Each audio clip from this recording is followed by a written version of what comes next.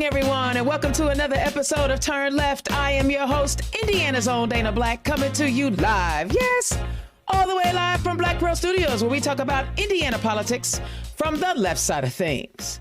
So I hope you guys are having a fantastic week. I am. I'm doing some stuff, getting some stuff done, making things happen, talking to the people. I was up in Huntington County this week.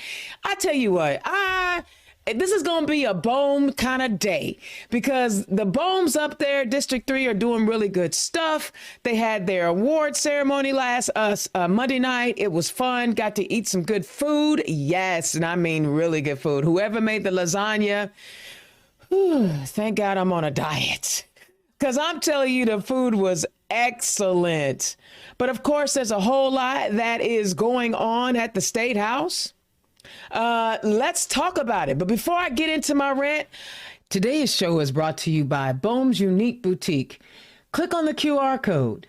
And for all Turn Left listeners, you can get a 10% discount on your order by using the code Democrat. Be sure to visit www.boemsuniqueboutique.com. I love it. I love it. I love it. All right. So let's get to the rant. Let's talk about what's happening over in the State House real quick. This one's kind of not anything that I've really been talking about, but it kind of caught my attention because of, you know, how we always talk about we care about our military, things of that nature.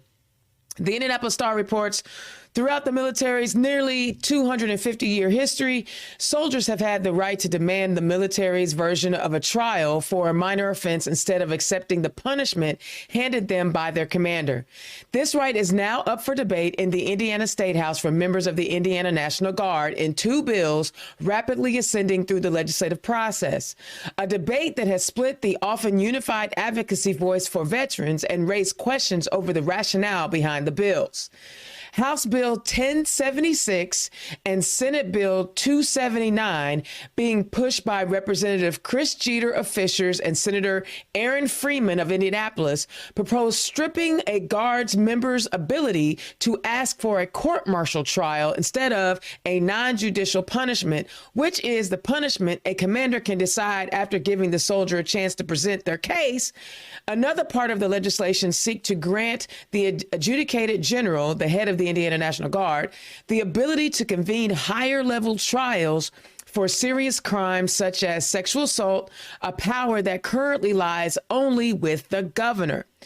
Governor Holcomb has never exercised the power, and the Indiana National Guard says they have never made the request of him, despite there being 4 allegations of sexual assault last year. Opponents view the measure to remove a soldier's right to court-martial as shifting the burden of proof onto soldiers rather than the state, and stripping a right that protects soldiers against the possibility of commanders abusing their punitive power. In our society, in America, you're innocent until proven guilty. But what I've just described and what happens with this action is you're guilty until proven innocent. And I think that's a problem. And that quote was from, I did not get his name, my bad. But it was a general who was a veteran who says he's not necessarily down with this particular piece of legislation because it strips away the soldier's right to a court martial. Guys, I've never been in the military and I've never served because I'm a big chicken like that. But this is a bill that a couple of bills that apparently the National Guard is saying, hey, you know, folks are they're not taking the punishment. They'd rather have a court martial. And the National Guard is saying they're not going to do the court martial because it costs money. It sounds to me like the National Guard doesn't really want to do the job and they're trying to push the job off on the judicial courts. So somebody has to pay for these trials. And the National Guard is saying, we don't want to do it. We want to put it off on the judiciary system. Guys, this is a very interesting. You guys chime in if you guys know more about this particular bill. I don't know much about it. I just saw it and I thought it was rather interesting that we're seeing some bills come through that are maybe contrary to what we normally see when it comes to our military. All right, this is some good news, I think. Chalkbeat reports Indiana students could soon be required to fill out the free application for federal student aid, a shift that supporters say could give students more money to go to college and convince more of them to enroll in higher education in the first place. The Indiana House Education Committee voted 11-1 Wednesday to advance Senate Bill 167, which would create the requirement starting the 2023-24 school year. Although there would be several exceptions, lawmakers also amend the bill Wednesday to have the requirements expire in 10 years. This money is going to be spent somewhere. When we have a chance to put our hands out, let's take advantage of it, says Senator Gene Leasing, a Republican and one of the bill's authors, told fellow lawmakers last week. The legislation would require all high schoolers to complete and submit a FAFSA by April 15th of their senior year, which is the deadline to be eligible for state aid in addition to federal aid. The bill includes exceptions for students at certain non-public schools and for students who have a parent sign a waiver. Emancipated minors can also sign it for themselves. So, guys, hopefully your parents don't file extensions when it comes to taxes and when they file their taxes. Bottom line is I think this might be a good thing, because now you can go ahead and get signed up for money that you may not have normally known that was there for you. The caveat, I think, to that is because April 15th is the filing deadline for taxes, to file your taxes, you may not have all the information you need to fill out that FAFSA form, depending on when your parents fill out that form. So it could be a good thing only if parents abide by getting their tax return information in so that the kid can get it filed by April 15th. But if there's money out there for these students, let's see if we can try to get those students that money. And then the Indianapolis Star reports, this is some good news for the LGBTQ plus community. I'm excited about this. Senate Pro Tem Roderick Bray says he does not see a path forward for a bill targeting the Department of Child Services and transgender children. House Bill 1407, authored by Representative Dale Devine of Granger, proposes that DCS cannot remove a child from their parent solely on the basis of the parent not affirming their gender identity or consent to gender affirming healthcare. You guys know how I talked about being on the board of Trinity Haven.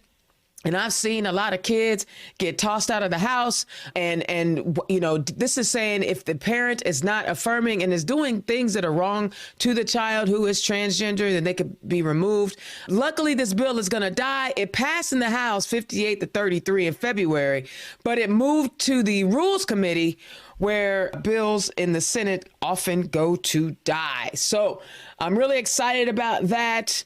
When we've seen a plethora of anti-LGBTQ plus bills circulating through both chambers, it's nice to see one that is dead.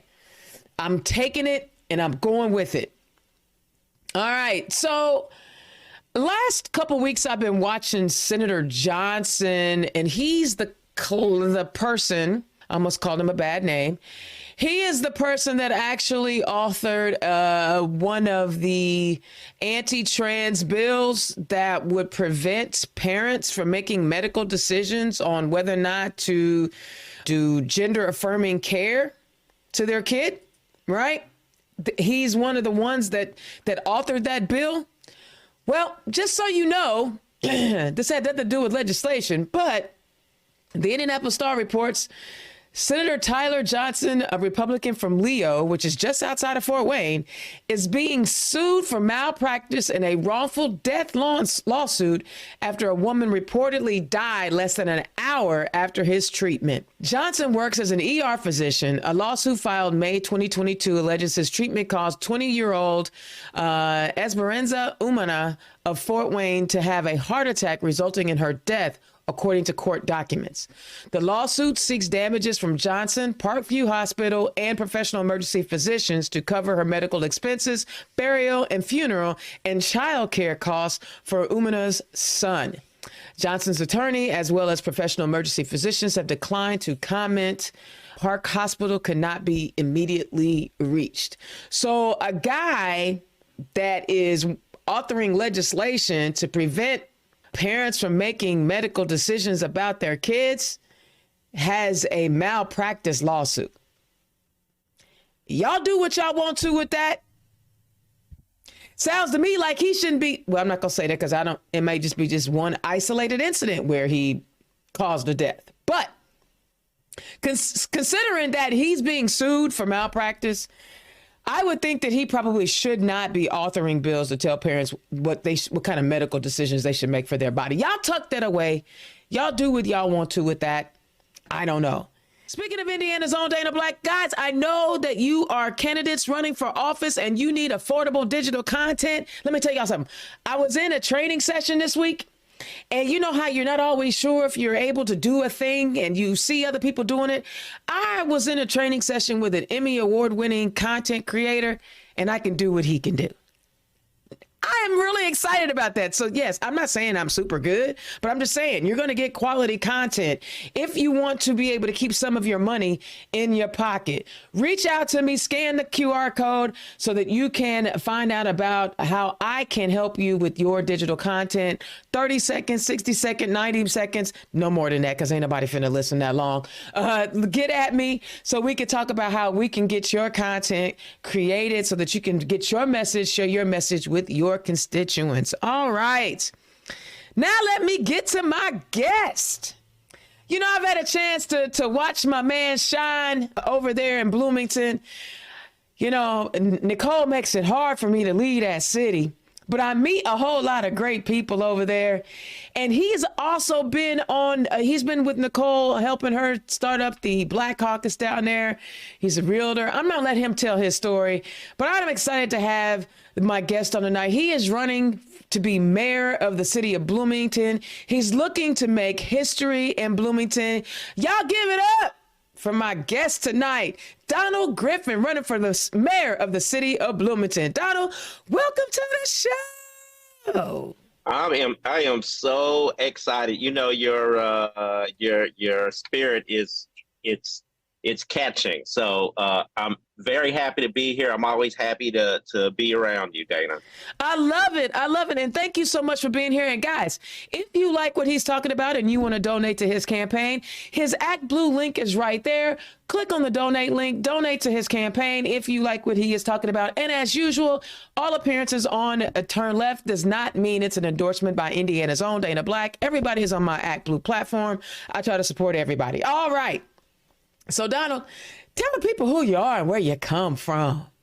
I am originally from Indianapolis. What? My parents are from Indianapolis. They attended Tech High School. My grandfather had a drugstore at Martindale. If anybody knows where Douglas Park is. Yep. Down the street from me. Yeah, he had that.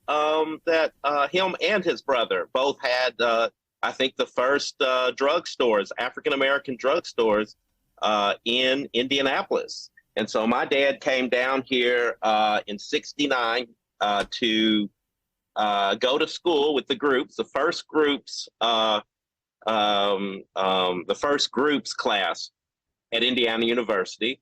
And I followed a year later. Me and my mom followed a year later, and we were going to have a little sister, or I was going to have a little sister. And so my dad needed to take on a job, and he became the second African-American police officer here in Bloomington. What? And dagnabbit, and we ended up staying. So okay. That's how I've been in Bloomington for all 52 years, except for when I went off to school and studied at Hampton University. And I studied architect. I was studying architecture. I loved it. Ran out of money, which a lot of us do. And I had a 27-hour ride back to Bloomington on a Greyhound bus, and I had to try to figure out what I was going to do for that semester. And I went and I decided I wanted to wanted to work for a real estate company. And of course, you know, they talked to me about sphere of influence and how none of the people I know have money because of my age. And then they also mentioned, you know, not a lot of black people buy property. And So I don't know how you're gonna make any money. And because white people won't buy from you, right? Yeah, that's exactly right. And I said, they said, you know what, get your real estate license and then we'll talk. And it was actually Talk to Tucker, which was just hilarious. A new program came out, and they didn't even know about it, where I could get my license in 2 weeks. And so at that day, the next day, I signed up for that class, and it started, or maybe it started right away. I came back 2 weeks later, with my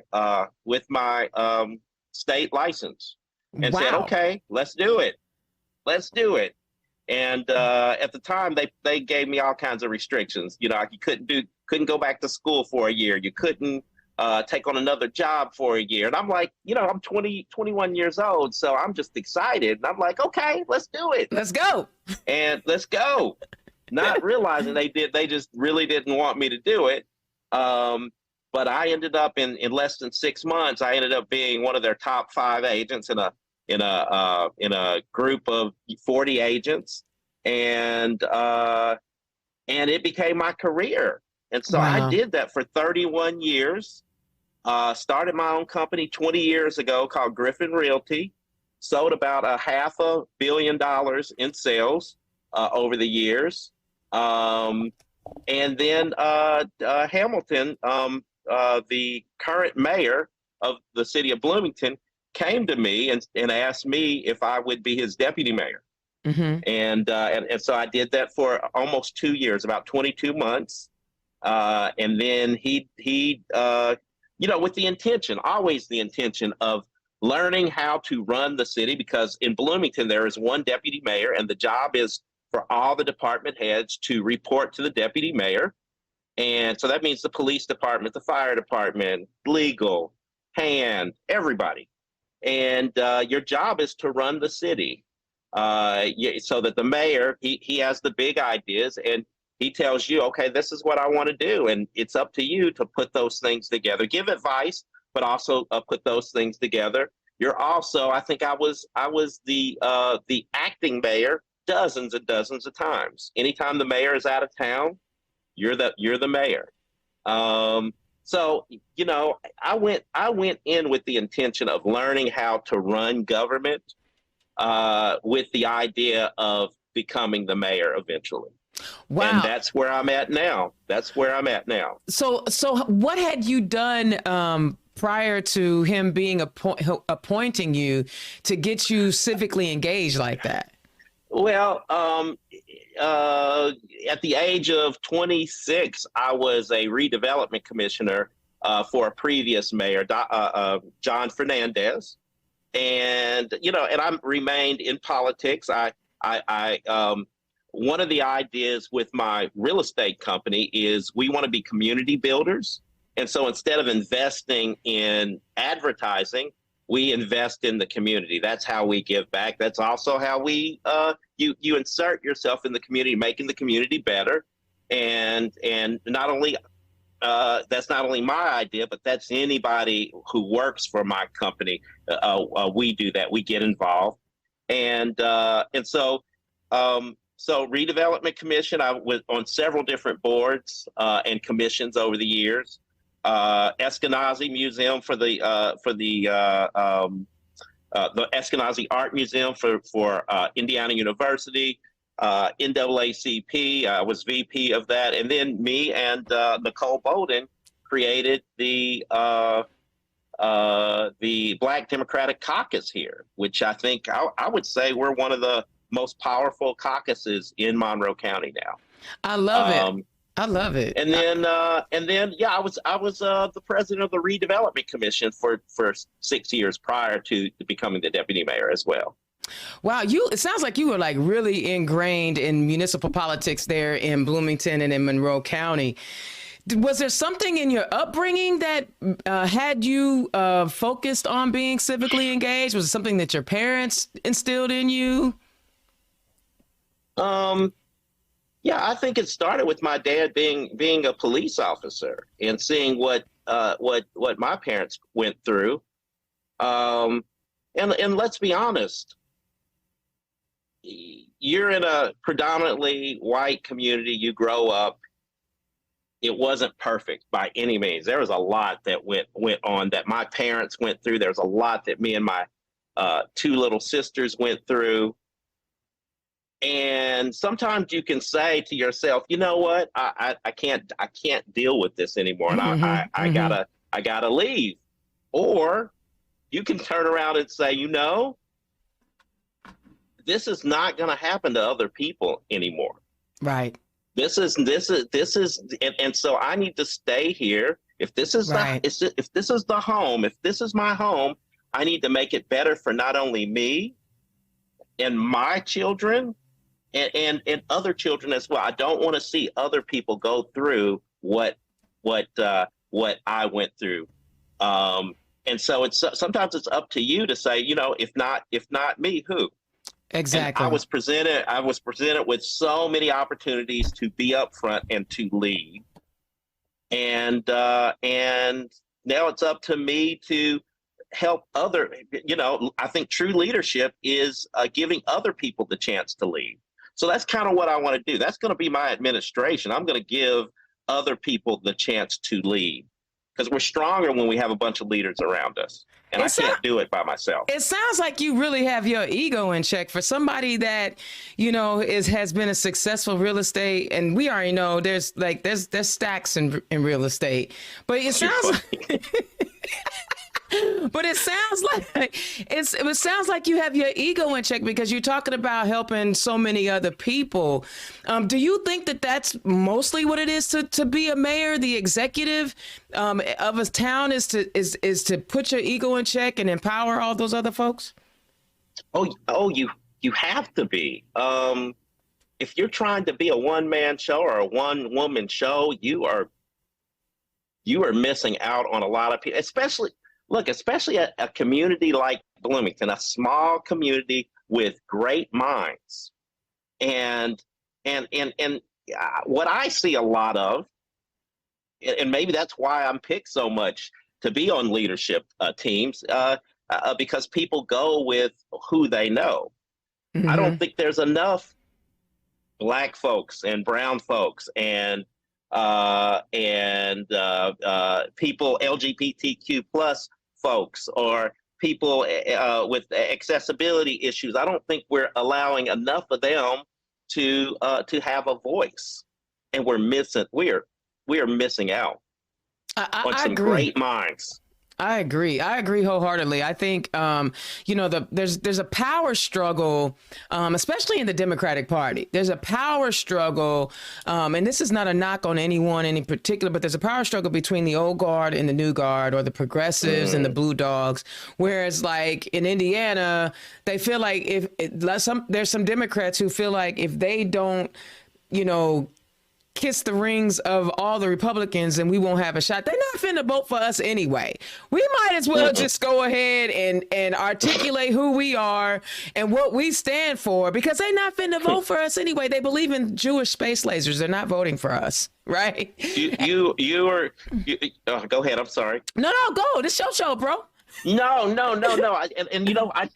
With that in mind, Dana, my whole idea of believing in Bloomington is this idea that we have got to, if we want other great minds and other progressives to come and make Bloomington their home, we've got to be loud about who we are. We have got to embrace all the things that we say we are for. We got to embrace diversity, inclusion, accessibility, and the sense of belonging.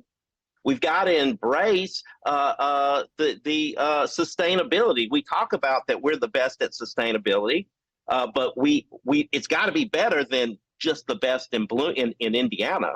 Right. The things that we talk about, the progressive ideas that we claim are ours, we've got to say it loudly. We've got to say we are Bloomington, and we're different than the rest of Indiana. I'm sorry. This should be the home of progressive thought. Yeah. Right. This is where progressive ideas come. We foster them, and then we spread it out throughout the rest of the state. All right. That's my vision. We're the blueberry in a bowl of tomato soup, and I want to be a big old blueberry. Well, and just spread I just need you Bloomingtonians to understand. Indianapolis is the big blueberry. I need y'all to understand that. You're right. Y'all can be our little sisters, our little brothers. Indianapolis is still the big blueberry, baby, because we voting Democrats in at 75%. Okay. Oh, here. Okay, So I'll give you that. I'll give you that.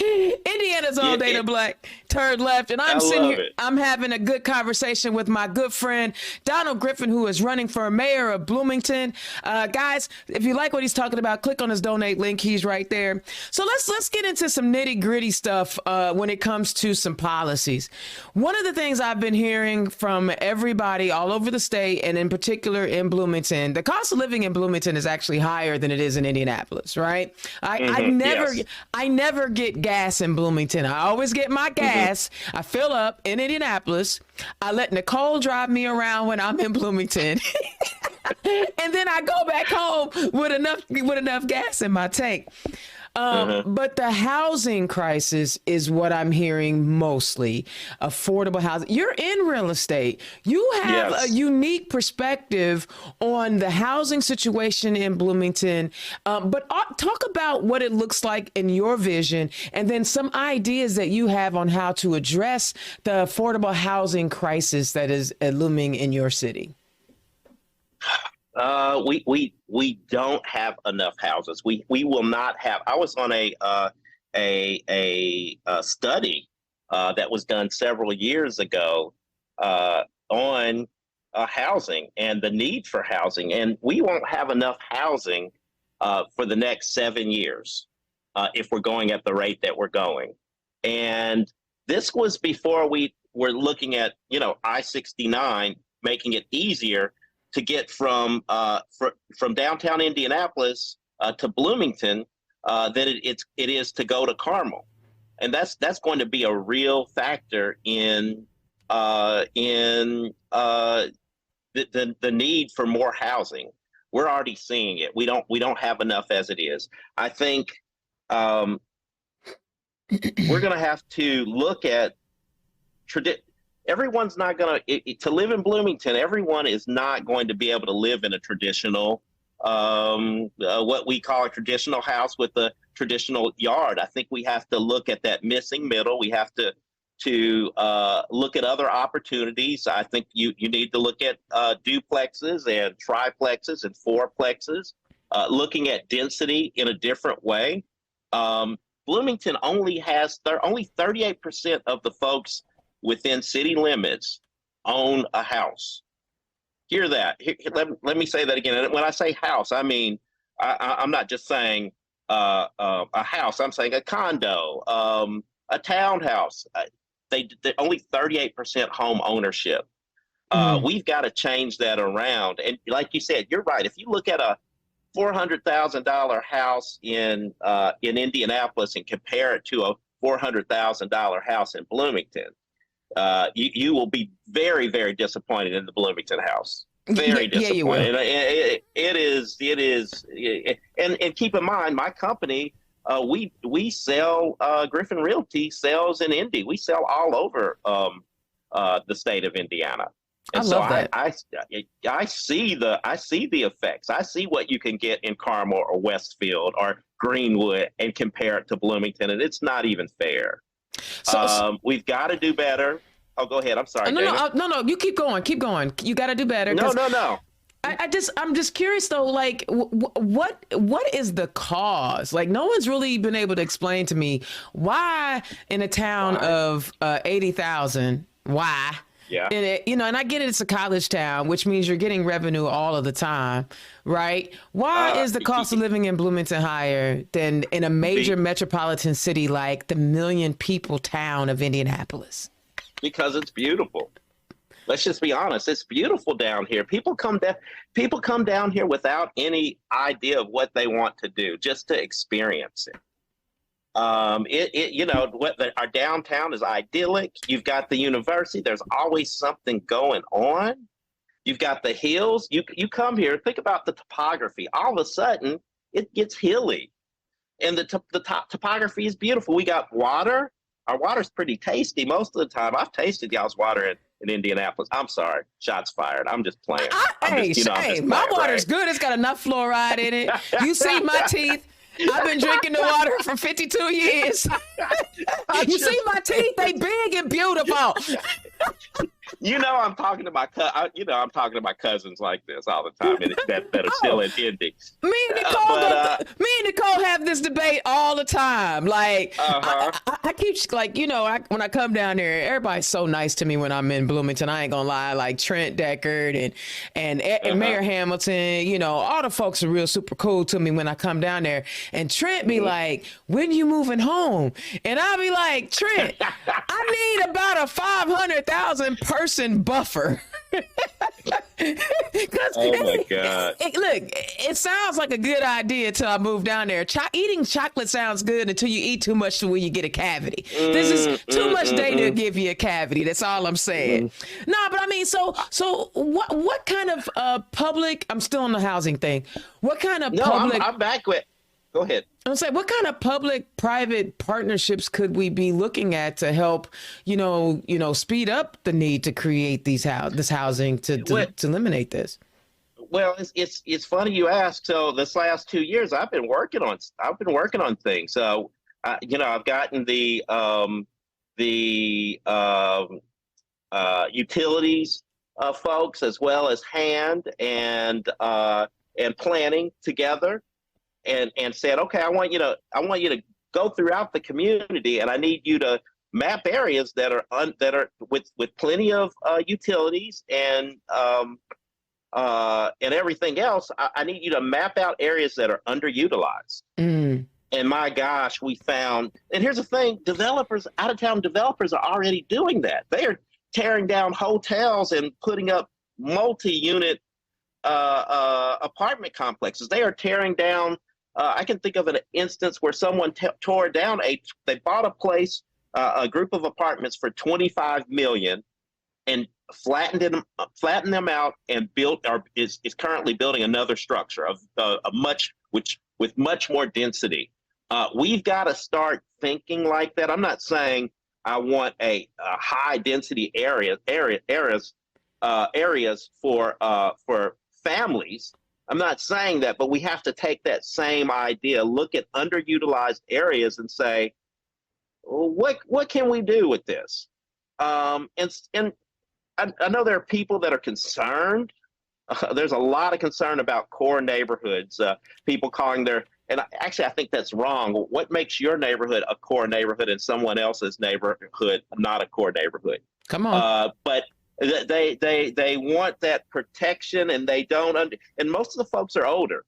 And they were able to work up to a house, and they have the money. They're the TAI craft folks, which they've gotten their retirement benefits from being teachers and being and being professors. And let's be honest, you're a millionaire if you've done that.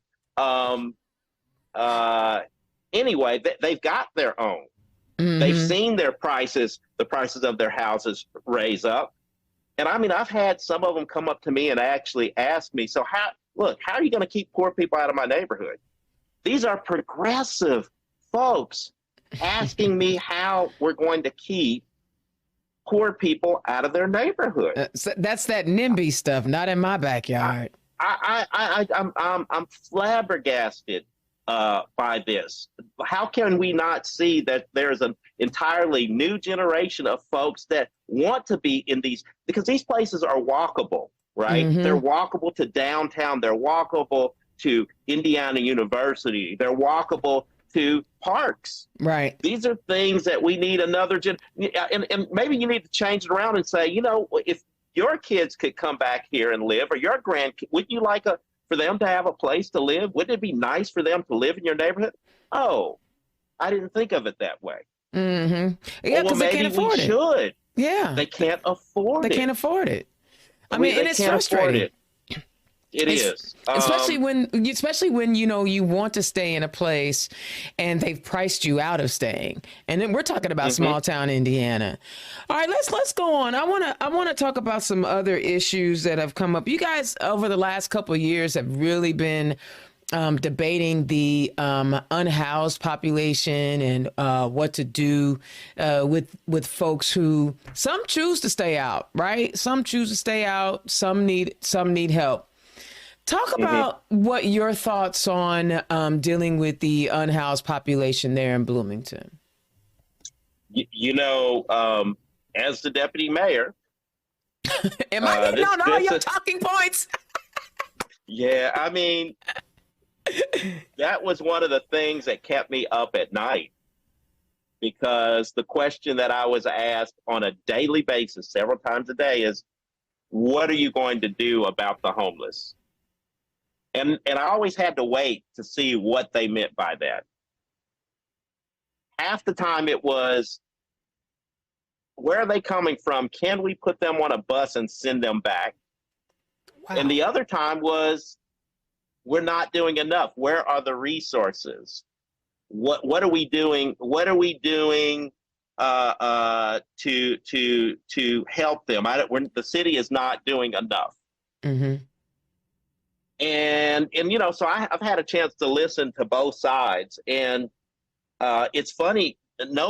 Both sides are not talking to each other. First of all, no, my idea about believing in Bloomington means that everything that we do, we try to be the best at. And I think that also is how we need to treat our unhoused and the folks. And when I say unhoused, when we say unhoused, I think we're simplifying the issue. It's really a mental health crisis and a substance abuse crisis. And I think it's time out for the city and the county and the state to keep pointing fingers at each other. And I think we have to work together. But I know there's fear. There's fear from people who work in the industry that if we do too well, because Bloomington does do well, there are a lot of good agencies here doing a lot of work. But I think there's this fear that if we do too well, it's going to bring more people that need those resources into our community. And I think that scares people to death. But I think there's some sandbagging going on. I think we can do world-class things together. And yes, there will be strain. We have to figure out.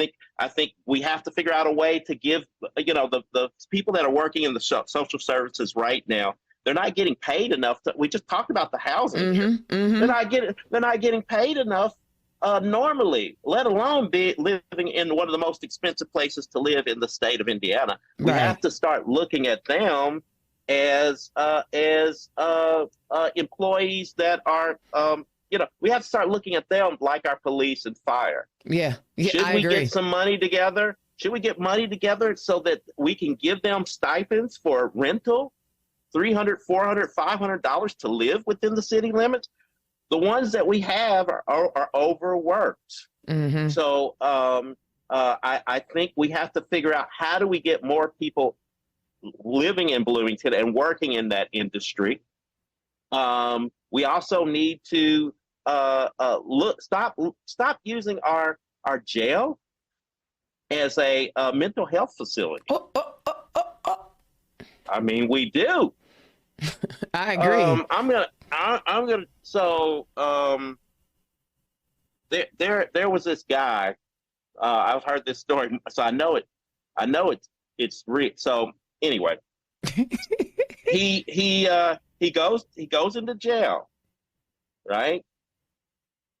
He tries to kill himself by biting through his own wrist, and then they save him, but he's in there 5 days later. No change, same guy. What are we doing? Mm-hmm. Mm-hmm. Why are we putting people? Why are we putting people that need help, the Mm-hmm. least of ours? Why are we putting them in? Why are we doing that, man? There's people that need. Let's be honest. There are bad people that we all need to be protected. Even the unhoused. There are some criminal elements within the unhoused that are victimizing Mm-hmm. Mm-hmm. Other Other people. unhoused folks. Yep. So we've got to learn to police that stuff. We got to the heart of Bloomington, and this is my more conservative side. So I may kick. There may be people that were writing checks for me just a minute ago, but then now I'm going to say something, and then they're going to try to take it back. But we've got to start. We got to start talking to our. We got to start listening to our business owners. Why is that? Wait, hold up. I don't understand why conservatives have a moratorium on business owners.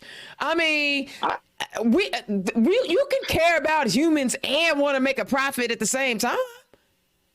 Yeah, I mean, because some of the business owners we're talking about are progressive. I'm a progressive, if that's what I believe in giving back. Yeah, but that doesn't mean I don't. I don't like writing $11,000 worth of checks to clean up my own business here, which I've had to do. Wow. Because of needles, because of whatever. In my woods. I got you. So you're saying there's got to be a better way to manage that for everybody involved versus just you're looking at it. In my opinion, you're looking at it in a much more nuanced way, because sometimes we get our emotions caught up in it, right? And we don't want to look at. We have to look at both sides. We have to start talking to each other, and we're not talking. We're villainizing each other. You mentioned the jail, and I asked one of your primary opponents this last week. How did it make you feel in your town with the incident that happened at the jail? Which incident? Oh, there's more than one. You talking about the incident I just talked about? Or are you talking about the incident where? Are you talking about the incident where they had to fire? That boy was. Is he 18 years old? That was it. That was in there. I don't know the details of the inmate. I think the individual was an 18-year-old kid that had been doing this since during high school. He'd been working. And I may be completely wrong about this, but this is what I heard.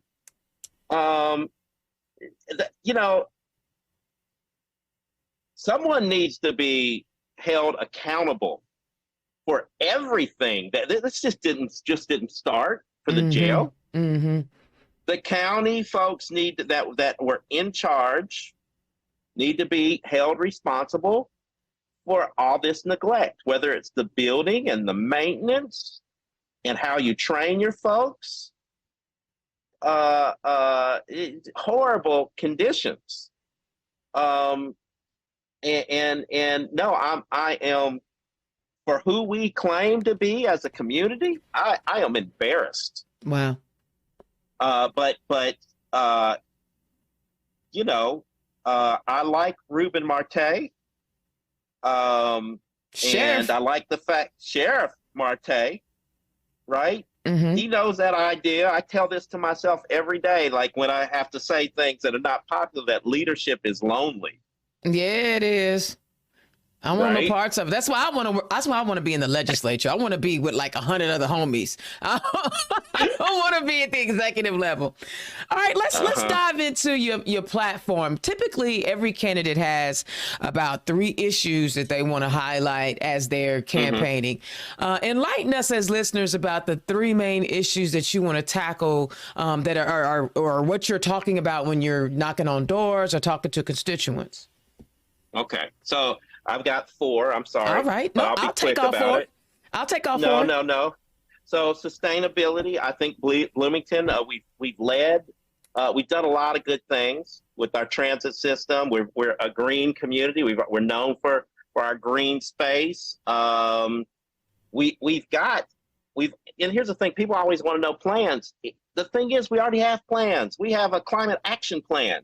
Wow. That people spent a lot of work on.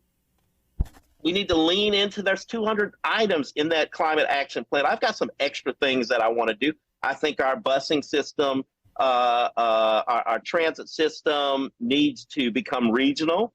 It needs to be 100% electric and as well as hybrid. I think that Bloomington is a gold standard bicycle friendly community, the only one in the state of Indiana. And there are 2 communities in the entire United States that are platinum, under 100,000, and they're platinum level. And that's Davis, California, and Boulder, California. I want Bloomington to be the 3rd under 100,000 town that is a platinum level bike community. That brings everything I'm talking about, brings economic growth and prosperity. The companies seek that. Smaller companies are people that are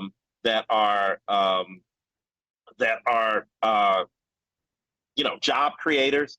They look for these kind of things. Large companies look for these kind of things.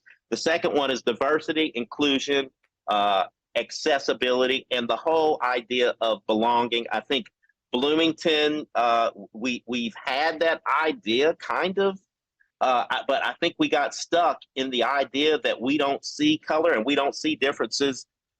We need to be a community. The next chapter of Bloomington is a community that says, I see your differences and it's celebrated. Yeah. Our children, right? Our children need to know that they are loved here in Bloomington. There's going to be plenty of time outside of these city walls, right? That people are going to tell them that they are different, but with the frown on their face. Right. Right. Bloomington needs that. They need to know that Bloomington is home. I don't care what color they are, who they love, how they identify. Right. This needs to be home, and they need to know that they are celebrated. And my God, if we become a community like that, we've got so many different people we can be celebrating every week. Who else can do that in Indiana? Who else can do that in the entire in the United States at this small of a community? So exactly. And I gotta jump in only because it's just for all of my white brothers and sisters, stop saying you don't see color. Stop saying it, because that's insulting. That's a suggestion that you don't see me for who I am. You see me for who you want me to be. Yep.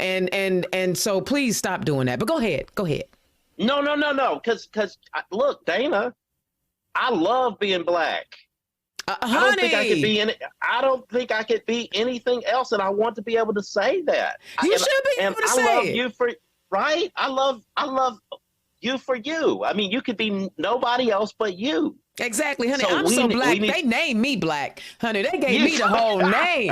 They was like, we're not even great. Mess around with this, sis. Dana Black. Look, Dana, unisex name, first name, last name Black. That's all you need to know. You're crazy. I love it. But everybody should feel that way, right? Yes. Bloomington. Yeah, I love it. That's who we are. That's who we are. Housing. Like I said, there's. I want to be able to get 1,500 to 2,000 housing opportunities, affordable housing opportunities to purchase within the next 4 to 6 years. Oh, I like that. 38% is too low, and people are like, oh, but there's, you got 45,000 students.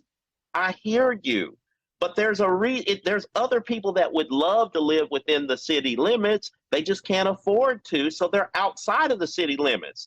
Don't try to say, oh, no.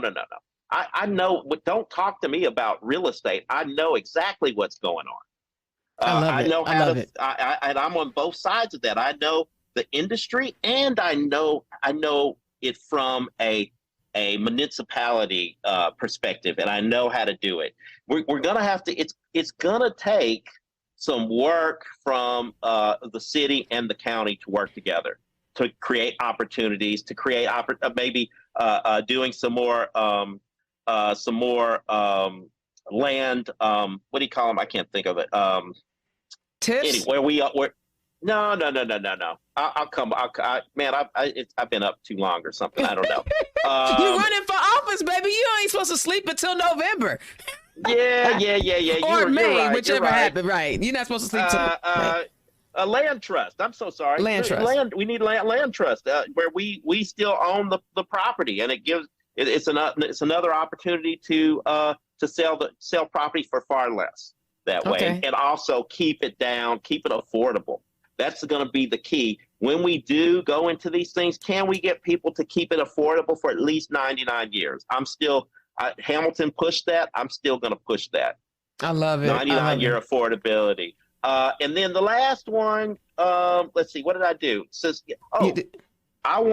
when we talk about cultural, and I want to push Bloomington to be more dynamic culturally and economically. We're becoming a community of have and have-nots, where you got a lot of doggone money, a lot of money. But then you got folks that are barely struggling. We need to figure out a way to bring in job creators that can help create, businesses here and create better paying jobs. We need more opportunities. I'm looking for the next Cook.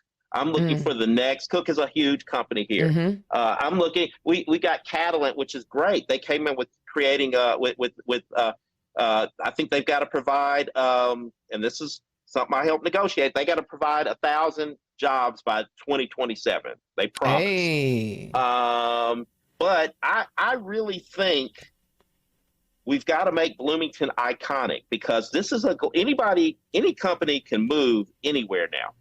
Yeah. And the best way to make Bloomington iconic is to focus on things that Bloomington is good at. That's all we have to do. We don't have to try to become something that we're not. We just need to be a better Bloomington. I think that lies in being an arts, music, and cultural destination of the Midwest, the premier arts, music, and cultural destination of the Midwest. I love it. We've got Indiana University here. We got Jacobs School of Music, one of the best music programs in the entire world. Look it up, folks. Well, that's true. If it was an engineering school, we would be calling it brain drain when we were letting people go. How can we engage these folks, help them create their craft here, hone their craft here in Bloomington, make this their home? They can still go and gig in Nashville, in Indianapolis, in Chicago, Louisville, in California, Louisville. But let's make Bloomington home. Let's create more business around that, whether it's a record company. We've got a record company called Secretly Group, which is a huge record company. We're the home of John Mellencamp. We're the home of Hoagie Carmichael. We're the home of, help me out, David Lee Summers, or David Lee Roth. But nobody needs another David Lee Roth. He was with Van Halen. Yeah. Honey. Look, me and you the same age. We used to jump. We all did the jump. We all did that. I'm not even going to say. Come on, with the big hair and the tight pants. Yeah. No, I love that song. But no, we have so much talent here. Joshua Bell. We got people that are here and that have came from here. Let's make this a dynamic place for people, not only to make this the destination. So it's not only the destination, but it's also the home where people like the homestead where these artists live. Yeah. Y'all even got the Dalai Lama, don't you? The Dalai Lama, Kunga. One of my good friends, his name is Kunga. His uncle is the Dalai Lama, and so he has been here. We do have the cultural. We do have. Absolutely.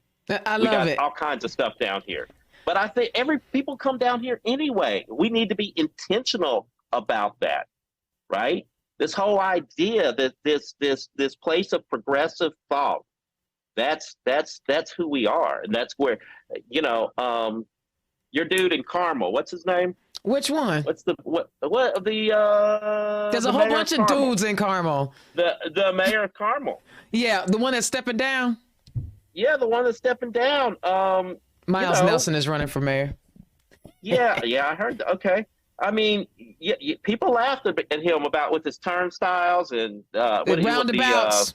The roundabouts and stuff I hate like them that. things. 20 years. I know you do, but Carmel has established who they are. I don't want to be Carmel. No. Bloomington could never be Carmel. No. It's like a Disneyland version of Bloomington.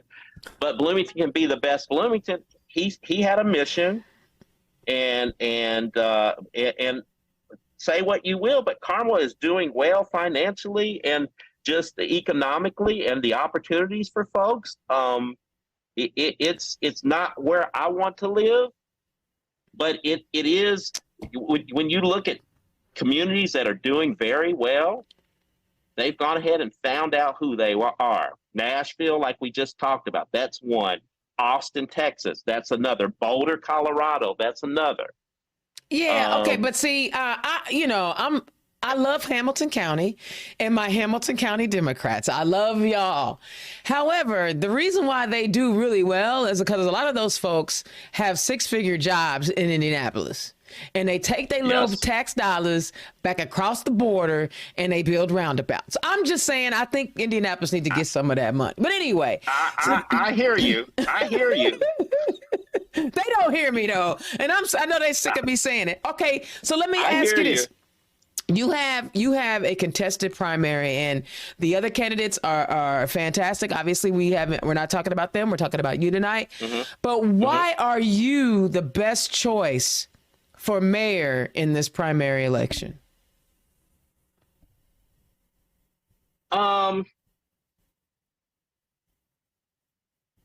First of all, I have vision about where we're going, and not only do I have the vision, I actually have the ability. I know how government runs. I know how this government runs. Mm-hmm. I ran it. I ran it for 2 years. I know what I like. I know the things that I like, and I know the things I need to change. I know they're providing you with plans on how to change government, how to change it. Whereas you don't, if you have, it's like there's three-dimensional chess in front of them, and they want to change it to checkers or Connect Four. You have to know how to play the game. It'll take you forever there's not time to do that. That's the other thing. You have all these plans. People want to talk about the plans, but it's the day in, day out crazy stuff that happens that is on your desk the first thing in the morning, or at 6 o'clock or 4 o'clock at night. It's the little things on how to run government. It's being able to act fast and know how to put the right people together. So you have that. The other thing is, I am a creative person. This is what I've done. I created a company by myself. No loans, no what have you. I'm always creating. You need someone to know how to create. I'm not sure. I don't think any of. I think the other. We're not going to talk about them. We're just talking about you. Just talking about you. Okay, I'm just saying. Yeah, you're absolutely right. But I create and come up with ideas, and I'll tell you, sometimes people are like, "Nah, Don, no." But the ideas I'm talking about, these, the being a arts and culture and musical icon for the city of Bloomington, that's something that I had a study done for. The housing stuff, I've worked on that already. The things that I'm talking about, I created for diversity, inclusion, and accessibility. I've created a task force made up of not only the city, but also the largest employers in Bloomington, to create this task force to become a better community of belonging. So, and some of the plans, the accessibility plan, that's something that we didn't talk about. There is an accessibility plan that that it goes that's part of that DEIAB thing. So I didn't mean to go on and on. No, it's all good.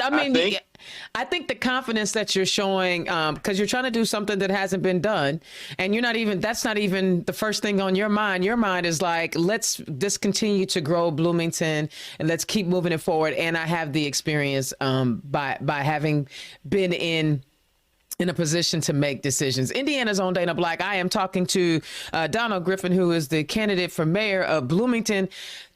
Donald, tell the people where they can find you.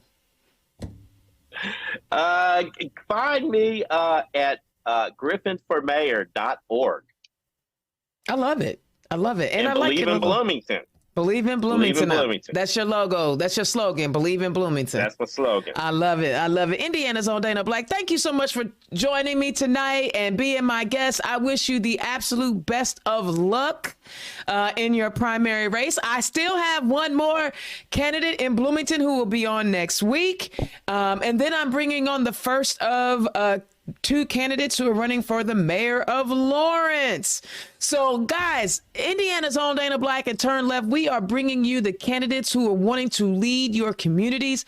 This is, and I claim it, he wants to be the little blueberry to my big blueberry, but this is the premier spot to learn about the candidates that are on your ballot. I am here every Thursday from 6 to 7 p.m. And if you don't catch the live show, be sure to jump on over to the YouTube page, Indiana's own Dana Black YouTube, and you can also find me on Spotify and anywhere you listen to podcasts. Yes, like Apple, Google, anywhere you listen to podcasts, you will be able to find and take with you in your pocket Turn Left with your host, Indiana's own Dana Black. I appreciate everybody for tuning in tonight. Be sure to come and check us out. Thank you, Donald, for joining us, and I will holler at y'all next week.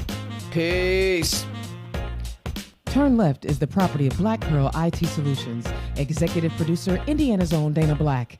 Music by www.bensound.com.